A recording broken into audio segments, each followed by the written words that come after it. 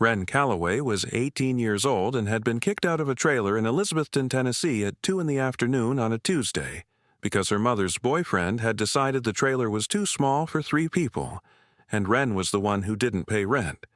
She had $16 in the front pocket of her jeans and a white and gray cat in the passenger seat of the Ranger, who had been with her for 9 days and showed no signs of leaving. If you're new here, this is Pet Trail Stories, and every week we follow Wren and her animals as she finds forgotten places that nobody else wants and turns them into something worth having. If that sounds like your kind of story, go ahead and hit that subscribe button so you don't miss a single one. The cat had appeared at a gas station on Route 19E outside Reedsville. Wren had been filling the tank with $6 worth of gas, all she could afford that week, when she noticed a small cat sitting on the concrete pad beside the air pump. The cat was watching her with pale gray-blue eyes that had the color and temperature of river ice. She was mostly white with irregular patches of silver-gray tabby on her back, her left shoulder, and the top of her head like a cap. Lean, but not starving. Maybe 7 pounds. A narrow face and ears that tipped slightly forward as though she was permanently leaning into whatever she was looking at. No collar. She sat perfectly still on the concrete and watched Wren pump gas with the focused patience of a cat that had been waiting for a specific person. Wren finished pumping. The cat stood, crossed the 10 feet of pavement between them, jumped into the open truck door, and sat on the passenger seat with her front paws together and her tail wrapped neatly around them. She looked at Wren through the windshield with an expression that said the matter had been settled. Wren named her Slate. The name came from the color of the gray patches. Not silver exactly, not charcoal, but the flat blue-gray of mountain slate. The kind you find in creek beds in the high Appalachians where the water runs cold and clear over stone that has been there since before anything with a backbone crawled out of the sea. Slate rode in the passenger seat with her paws tucked and her eyes forward, watching the road with the calm attentiveness of a co-pilot who had been doing this longer than Wren and trusted the route but not the driver. She drove south from Elizabethton on Route 67, following the Watauga River into Johnson County. The road climbed through hardwood forest, oak and hickory and tulip poplar. The leaves were starting to turn at the higher elevations. Yellows and oranges appeared in the canopy like scattered sparks. The land was steep and close, the hollows dark with hemlock and rhododendron. She was heading nowhere in particular, which was where she usually headed. The road took her to Mountain City. Mountain City was the county seat of Johnson County, Tennessee. Population 2,400. It sat in a high valley at 2,400 feet where the Blue Ridge meets the Iron Mountains. A courthouse square, a hardware store, a diner that served breakfast until 11 and closed on Sundays. The buildings along Main Street were brick and stone, built in the early 1900s with awnings over the sidewalks. It felt like a town that had figured out who it was a long time ago and wasn't interested in becoming anything else. She stopped for water at a gas station on the edge of town. The man behind the counter was Vernon Duggar, 73, a retired postmaster who had bought the station 8 years ago because he was bored and the previous owner wanted to go fishing full-time. Vernon was thin and sharp-featured, with a faded orange Tennessee Volunteers cap that looked like it had been washed 500 times. He had the habit of looking at people over the top of his glasses. The glasses were bifocals. The top half was for distance. He was essentially looking at people through nothing at all. He watched Wren count out change for a bottle of water and looked at the Ranger with its Carter County plates and the white and gray cat sitting upright in the passenger seat. "That your cat?" he asked. "She thinks so," Wren said. Vernon considered this. He told her there was a building about 4 miles south on the old Shady Valley Road, past the community of trade. It was a log trading post, built in 1847 by a man named Sutherland, who had operated on the old trading path that ran between the Cherokee settlements to the south and the white settlements in the Holston Valley. The post had been the center of commerce for Johnson County for nearly 50 years. Fur, ginseng, chestnuts, livestock, tools, cloth, anything that could be bartered or bought. It closed in 1891 when the new road bypassed it and the trade shifted to Mountain City proper. The Sutherland family held on to the building until the last one died in 2009, and the county took it for back taxes. Been listed for $10 since 2017. Nobody wants it because nobody wants to deal with a log building, Vernon said. Chinking falls out, logs settle, roof sags. But I'll tell you something. Asa Sutherland built that post from chestnut logs, and American chestnut doesn't rot. The blight killed every chestnut tree in these mountains by 1940, but the wood that was already cut and built just keeps getting harder. That building is 177 years old, and the logs are stronger now than the day he notched them. What's inside? Wren asked. Vernon shrugged. Dust, mostly. The Sutherlands used it for storage toward the end. Farm equipment, feed sacks, the usual. But the original layout is still there. Counter, shelves, a back room where Asa kept his valuable trade goods under lock and key, wide front porch with a hewn log railing and a set of elk antlers above the door that have been there since 1847. He looked at her. The antlers are real. Asa killed that elk himself. There were still elk in these mountains back then. Wren drove the 4 miles south on Shady Valley Road. The road followed a creek through a narrow valley between Iron Mountain to the west and Holston Mountain to the east, the ridgelines running parallel like the walls of a hallway. The community of trade was a scattering of houses and a church and a historical marker that read, Site of Historic Trading Path, Cherokee and Colonial Era. The trading post sat 200 yards past the marker, on the east side of the road, on a half-acre lot bordered by the creek on the south and a split-rail fence on the north. The building was 40 feet long and 20 feet wide, single-story, built from hand-hewn American chestnut logs with saddle-notch corners. The logs were massive, 12 to 14 inches in diameter, and they had weathered to a deep chocolate brown that was almost black in the rain but turned warm and amber in the sun. The chinking between the logs was original lime and horsehair, crumbled out in places but intact in most. The roof was hand-split oak shakes, sagging in the middle but not broken through. A wide front porch ran the full length of the building, supported by 4 hewn log columns with a plank floor and a log railing. Above the door, mounted on a slab of chestnut, was a set of elk antlers, massive, 6 points on each side, bleached gray-white by 177 years of weather. Slate jumped out of the truck and walked to the porch and sat at the door. She looked back at Wren with an expression of polite impatience, as though she had been expecting this particular building, and was mildly annoyed that it had taken them this long to arrive. Wren drove to the Johnson County Clerk's office in Mountain City. The clerk pulled the record. Lot 44C, Shady Valley Road, Trade District. Structure, log trading post, circa 1847 hand-hewn chestnut. Assessed value, $0. Tax status, forfeited. Sale price, $10. That old Sutherland place, the clerk said. My granddaddy used to tell stories about it. Said you could buy anything there, a plow, a horse, a Bible, or a barrel of whiskey. Sometimes, all 4 in the same afternoon. Sounds like my kind of store, Wren said. She signed the deed, paid the $10.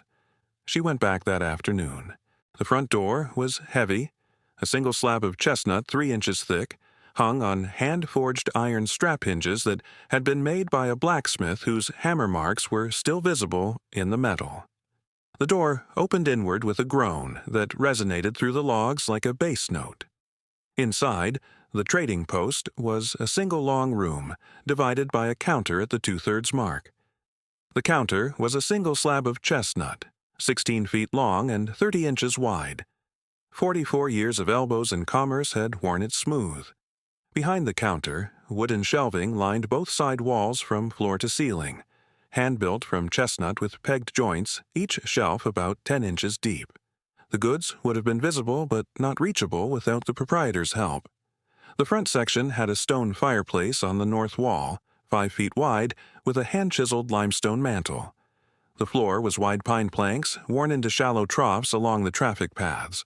The ceiling was exposed chestnut beams supporting the roof structure, the wood dark and close-grained and hard as iron. Everything in the building was chestnut or pine or stone. Nothing was painted, nothing was plastered. The building was made of mountain materials by mountain hands, and it looked exactly like what it was. A place where people had come to trade for nearly half a century. Slate walked the perimeter. She investigated the counter, the shelving, the fireplace, the windowsills. She sniffed the pine floorboards and the chestnut walls and the stone hearth. She completed her circuit of the front room, squeezed past the counter, and disappeared into the back section.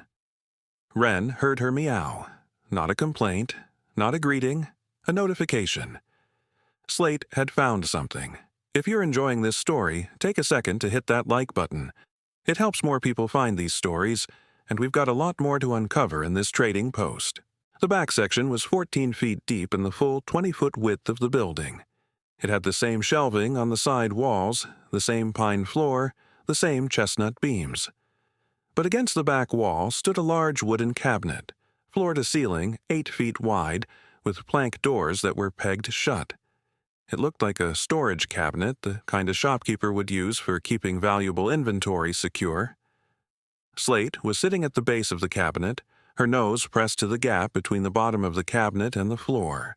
Her ears were forward, and her tail was moving slowly, the way a cat's tail moves when she has located something worth her full professional attention.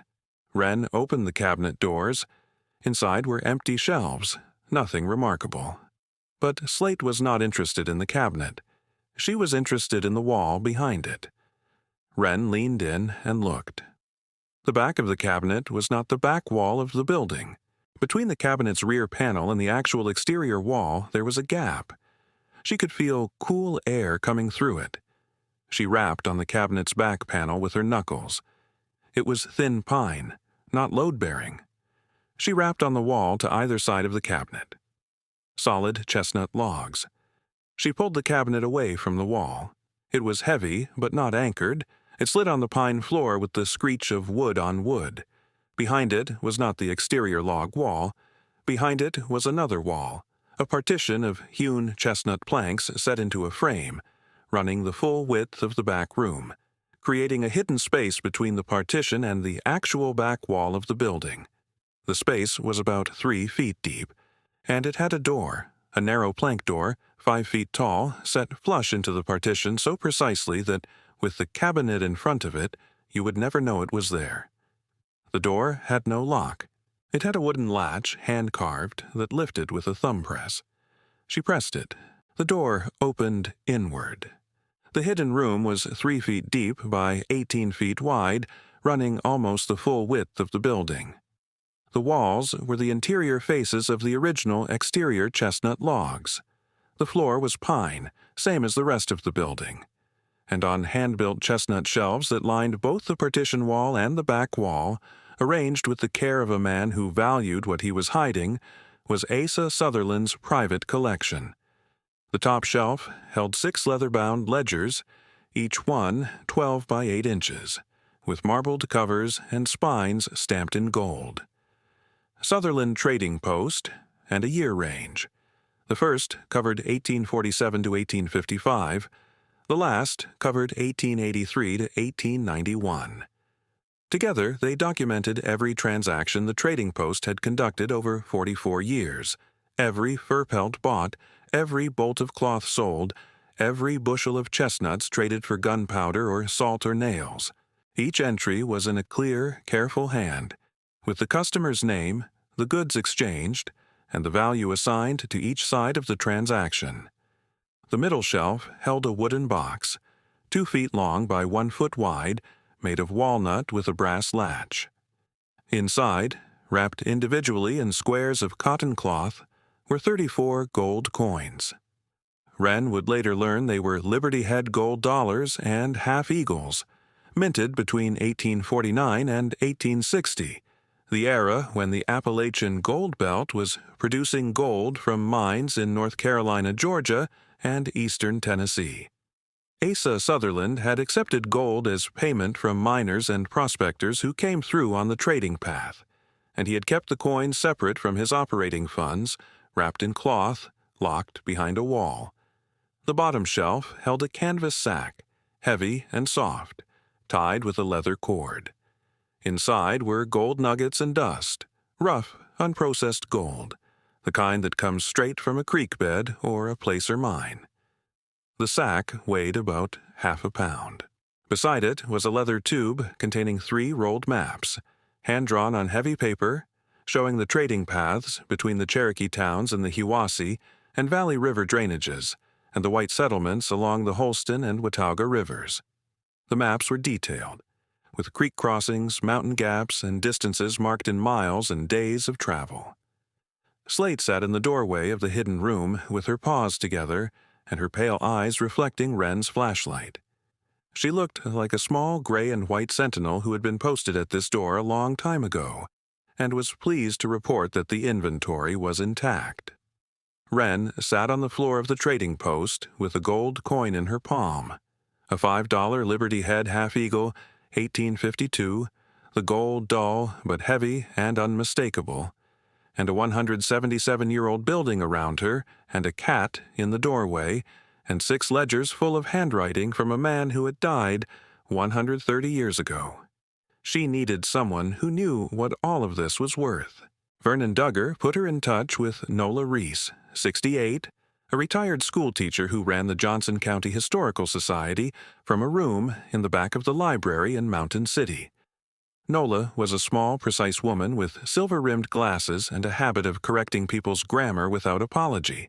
She had spent 30 years teaching Appalachian history to high school students who mostly wanted to talk about football, and she had emerged from the experience with an encyclopedic knowledge of Johnson County and a deep patience for people who didn't know what they were looking at. Nola came to the trading post the next morning. She brought cotton gloves, a magnifying glass, and a notebook. She spent 3 hours in the hidden room.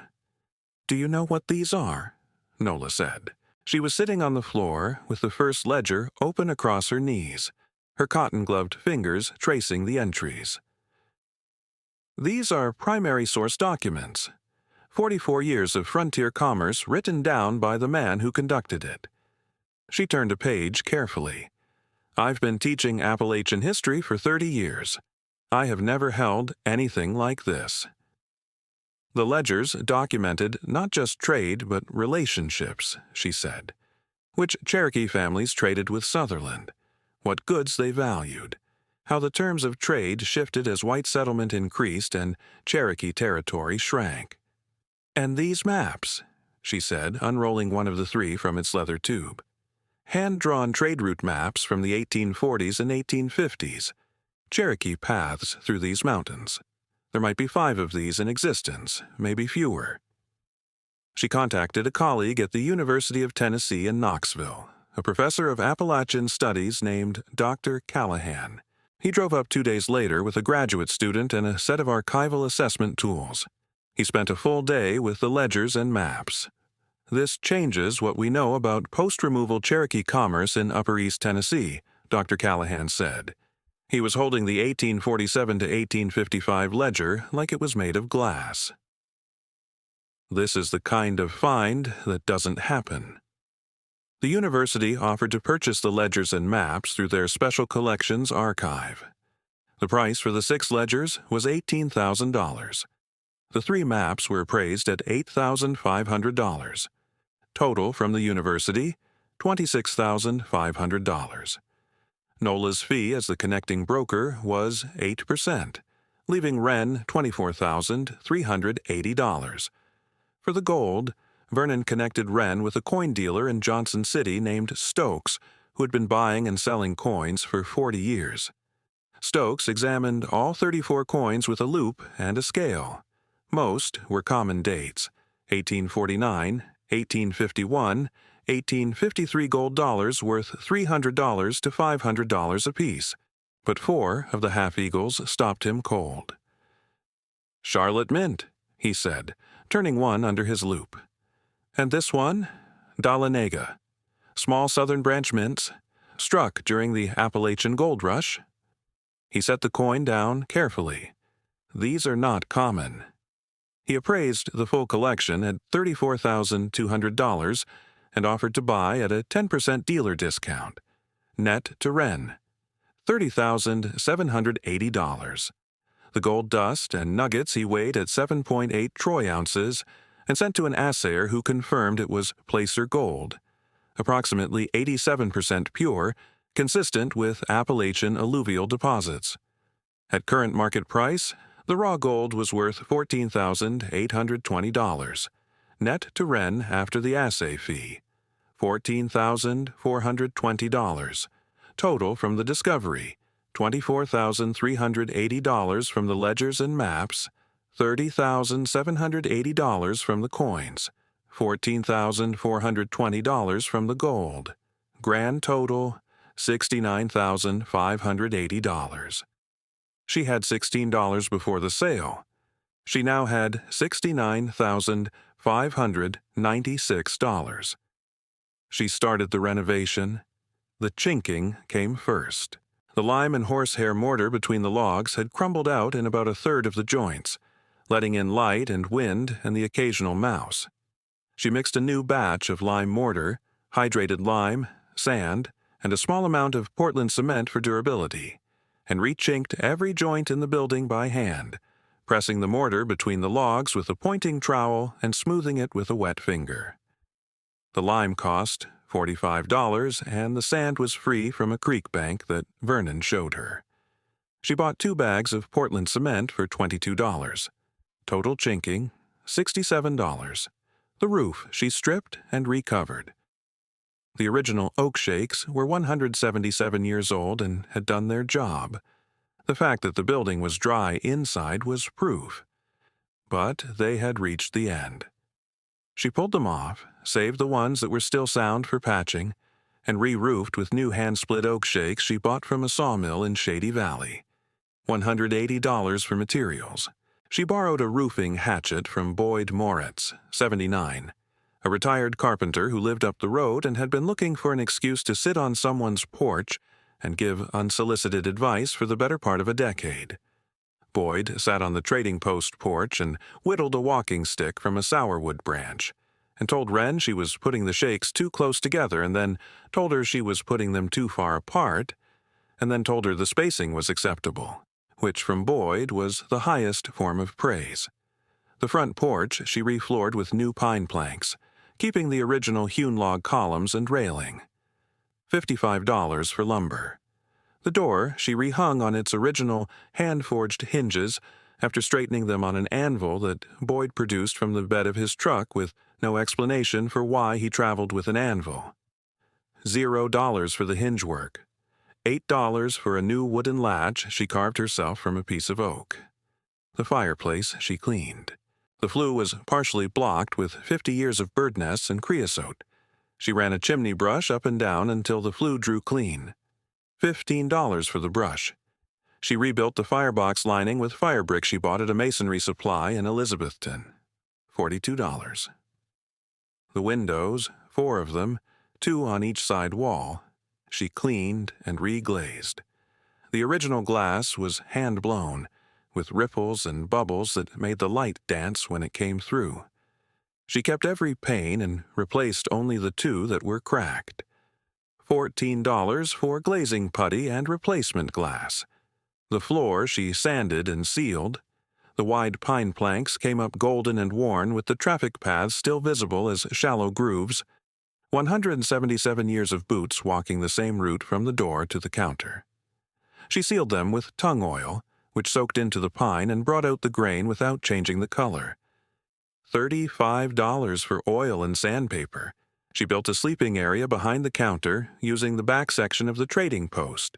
She set up a cot she bought at an Army surplus store in Johnson City for $30 and hung canvas from the ceiling beams to partition the space. A wood stove, a small cast-iron box stove she found at a flea market in trade for $75, went near the old fireplace, its stovepipe routed into the existing chimney flue with an adapter. $25 for the stovepipe and adapter. Water came from a hand pump on the creek bank, piped through PVC to a utility sink she mounted near the back door. $78 for the pump, pipe, and sink. Power was a 200-watt solar panel on the south-facing roof slope, wired to a charge controller and a deep cycle battery. She ran 12-volt wiring to 4 LED lights hung from the ceiling beams. $190 for the panel, battery, controller, and lights. She built Slate a bed from a wooden crate she found in the back room, lined with a wool blanket she bought for $3 at a thrift store in Mountain City. She set it on the counter, at the spot where Asa Sutherland had once conducted business. Slate stepped into the crate, circled once, and lay down with her chin on the rim, her pale gray-blue eyes watching the front door as though she was waiting for the next customer to walk in. She accepted the bed without protest, which for a cat was the equivalent of a 5-star review. Total renovation, $987. Chinking, $67. Roof, $180. Porch, $55. Door hardware, $8. Fireplace, $57. Windows, $14. Floor, $35. Cot, $30. Canvas, $15. Wood stove, $75. Stovepipe, $25. Plumbing, $78. Solar and electrical, $190. Cat bed and blanket, $3. Miscellaneous, $155. The community that gathered around the trading post came because it was a place they remembered, or their parents remembered, or their grandparents had told stories about when they were children. Vernon Duger came by most mornings with coffee and conversation. He sat on the porch in a rocking chair that Wren had salvaged from the back room and told her about Mountain City. How the town had survived the chestnut blight and the coal bust and the interstate bypassing the county entirely, and how it kept going because the people in Johnson County were too stubborn to leave and too practical to complain about it. "We're not poor," Vernon said. He rocked slowly and looked out at the mountains. "We're just not interested in the kind of rich that requires leaving." Nola Reese visited every Saturday to check on the building and talk about Asa Sutherland. She had been researching his family since the discovery of the ledgers and had found records showing that he had maintained trading relationships with Cherokee families for years after the Indian Removal Act of 1830, when most Cherokee in the region were forced onto the Trail of Tears. Some Cherokee had hidden in the mountains and avoided removal, and Asa had continued to trade with them, quietly, without advertising it, because public opinion in white settlements was strongly against anyone who helped the Cherokee remain. The ledgers documented these trades. "He was trading with people his neighbors wanted gone," Nola said, "and he wrote it all down. Either he was very brave or he didn't care what his neighbors thought. Knowing what I know about the Sutherlands, I'd say it was both." Boyd Moritz showed up whenever there was woodwork to be done, which was often since the building was made entirely of wood. He brought his own tools and his own opinions and his sourwood walking stick which he had finished carving and now used to point at things Wren was doing wrong. He replaced 3 rotted porch joists with new oak, repegged 2 shelving units in the trading floor, and built a new set of steps for the back door, all without charging a cent. When Wren tried to pay him, he waved her off. "My granddaddy bought his first set of carpenter's tools right here in 1923, Boyd said. "Those tools gave me a career and a life. The least I can do is keep the building standing." Lurene Hicks was 71, a broad-shouldered woman with steel-gray hair in a bun who ran a diner on Main Street called Lurene's. She made biscuits the size of a man's fist and gravy that could make a grown person reconsider their life choices. She drove out every Tuesday and Thursday with a plate wrapped in foil. She set it on the counter. She told Wren to eat. She didn't ask questions. She left when the food was gone. When Wren asked her why, Lurene looked at her for a long moment. "I got kicked out of a house once, too," she said. "Long time ago. Somebody brought me food. Now it's my turn." The renovation took 2 weeks. When it was done, the trading post looked the way it had looked for 177 years. Solid, plain, built to last. The chestnut logs were dark and tight, the new chinking pale between them like mortar between stones. The oak shake roof shed the rain. The porch planks were smooth underfoot. The elk antlers hung above the door, gray-white and magnificent, the same antlers that had been there since Asa Sutherland nailed them up in 1847 after killing the last elk anyone in Johnson County would ever see. The hidden room behind the false wall was empty now. The ledgers and maps at the university, the gold with its new owners. But the false wall itself was still there, and the little door with its wooden latch, and Wren left it open. She liked knowing it was there.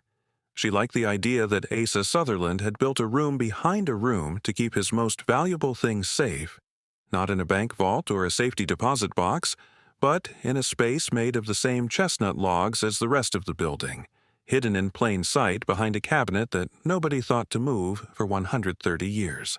She had $69,596 minus $987, leaving $68,609.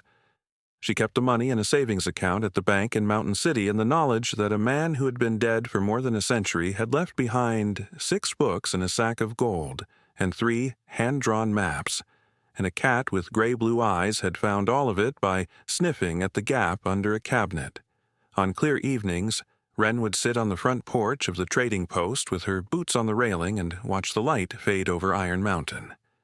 The creek ran quiet along the south side of the property, catching the last sun and holding it in bright flashes between the hemlock shadows.